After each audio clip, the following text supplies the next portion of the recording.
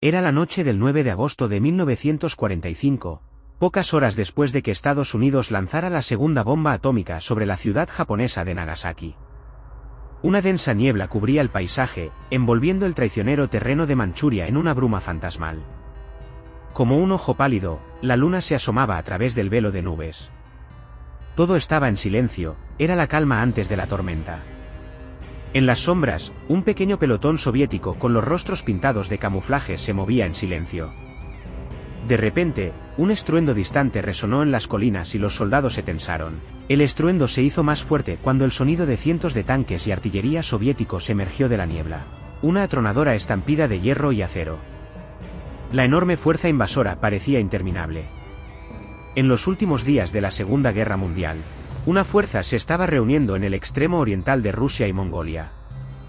Las próximas semanas serían una serie de batallas abrasadoras que llevarían a cada hombre al límite. Pero había demasiado en juego como para vacilar, porque la recompensa era inmensa. Si lo conseguían, vencerían a las debilitadas fuerzas japonesas que aún dominaban Manchuria y asegurarían la influencia soviética permanente en todo Asia. Conspiraciones. Durante la Segunda Guerra Mundial, Joseph Stalin se vio obligado a formar alianzas. Pero su lealtad verdadera yacía en la supervivencia y el ascenso de la Unión Soviética. Como un hábil estratega, navegó por todos los lados del conflicto con una determinación inquebrantable de asegurar la victoria de su país. A pesar de las súplicas de Estados Unidos y Gran Bretaña, Stalin se negó a entrar en guerra con Japón, escudándose tras el Pacto de Neutralidad japonés de 1941. Incluso cuando los aliados se esforzaban en vencer al Imperio del Sol naciente, tras la caída de Alemania, y aunque en la conferencia de Yalta en febrero de 1945 los aliados solicitaron oficialmente que la URSS se uniera a la guerra contra Japón, Stalin se mantuvo reticente a combatir a Japón hasta que estuviera completamente derrotado. Consciente del arma de poder incomprensible que poseía Estados Unidos, gracias a la información de espías como Klaus Fuchs, un experto alemán que trabajó en el Proyecto Manhattan, Stalin esperó pacientemente el momento oportuno. El presidente Harry S. Truman confirmó la existencia de la bomba atómica en la conferencia de Potsdam en julio de 1945, pero Stalin actuó con indiferencia, anticipando los eventos futuros. Con astucia, esperó a que Japón estuviera debilitado y desmoralizado por las bombas atómicas. Stalin preparó meticulosamente sus tropas, bajo el mando de Alexander Vasilevsky, comandante en jefe de las fuerzas de la URSS en el lejano oriente, quien ensayó los planes de batalla durante semanas. Solo necesitaba que Estados Unidos lanzara las bombas para poder atacar con una fuerza abrumadora y asegurar no solo el cumplimiento de las peticiones de los aliados, sino también una victoria decisiva para la Unión Soviética. Ejecución. Cuando Alemania se rindió en mayo de 1945, Japón, el último reducto de las potencias del eje, intentó desesperadamente extender el pacto de neutralidad e imploró a los soviéticos que ayudaran a negociar la paz con los aliados. Los astutos soviéticos retrasaron su respuesta y acumularon en secreto sus fuerzas de invasión. La crucial conferencia de Potsdam en julio de 1945 demandó la rendición incondicional de Japón, pero Japón aguardó con ansias la respuesta soviética. Sin embargo, subestimó gravemente los planes de invasión soviéticos. Se prepararon para un asalto a finales de agosto de 1945 y la primavera de 1946, ignorantes de la estrategia encubierta de los soviéticos. Una guerra relámpago en agosto de 1945 con una colosal fuerza de 89 divisiones listas para atacar el corazón del imperio japonés. La operación se desplegó como un clásico movimiento de tenaza y cubrió un área tan extensa que el ejército rojo avanzó desde Mongolia, cruzando desiertos y montañas lejos de sus líneas de suministro, sorprendiendo a los japoneses. El ejército de Kwantung, conocido por su feroz y despiadado combate, fue sorprendido y sus comandantes estuvieron ausentes durante las primeras 18 horas del conflicto. Además, la comunicación con las unidades avanzadas se perdió rápidamente debido a la deficiente infraestructura. El coronel general Andrei Kravchenko lideró la invasión al frente del Sexto Ejército de Tanques de la Guardia en la ofensiva del Frente Transbaikal contra el ejército japonés de Kwantung que controlaba Manchuria.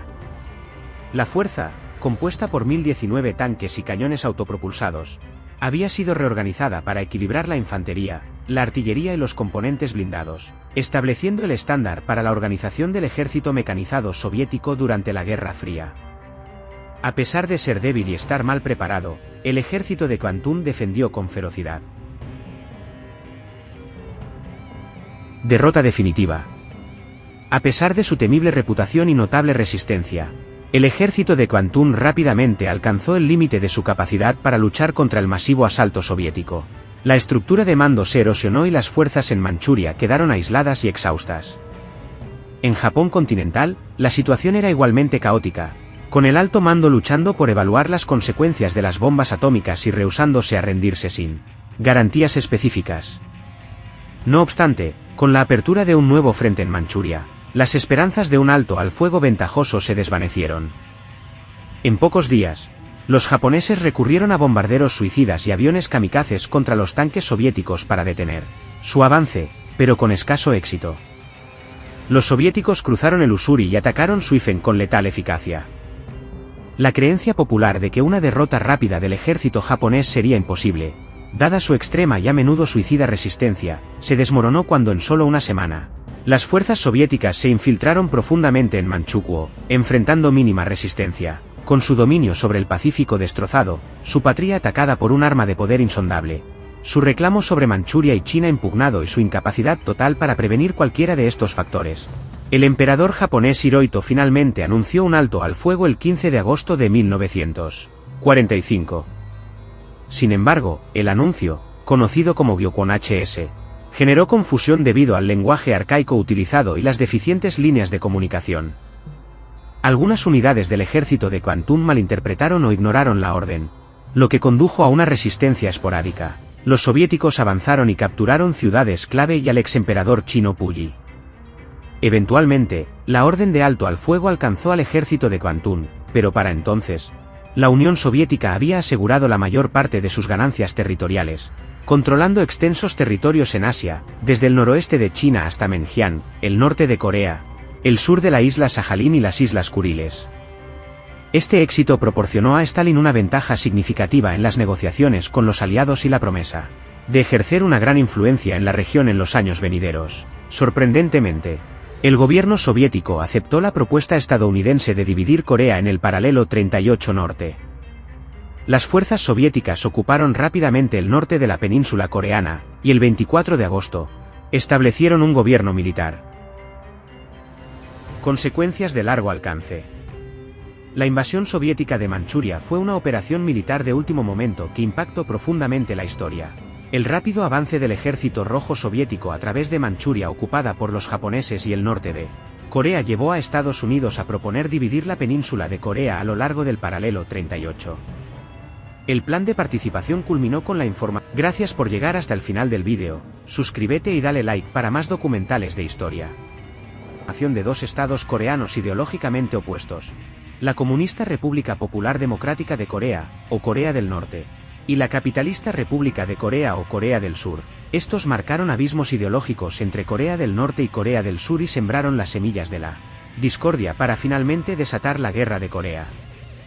En una desgarradora muestra de agresión, Corea del Norte, envalentonada por el apoyo soviético, invadió Corea del Sur el 25 de junio de 1950. El conflicto subsiguiente, caracterizado por combates brutales y consecuencias devastadoras para ambas naciones, se prolongó hasta el 27 de julio de 1953. Sin embargo, la ausencia de un tratado de paz formal dejó a las dos Coreas en un perpetuo estado de guerra. Además, la innovación soviética de Manchuria facilitó la expansión del comunismo por Asia. Bajo los auspicios de la Unión Soviética, Corea del Norte adoptó un sistema comunista, lo que influyó en acontecimientos regionales posteriores, como la Revolución Comunista China y la Guerra de Vietnam. El papel fundamental de la Unión Soviética en la partición de Corea y su patrocinio de los regímenes comunistas en Asia exacerba la animosidad más amplia de la Guerra Fría entre las dos superpotencias.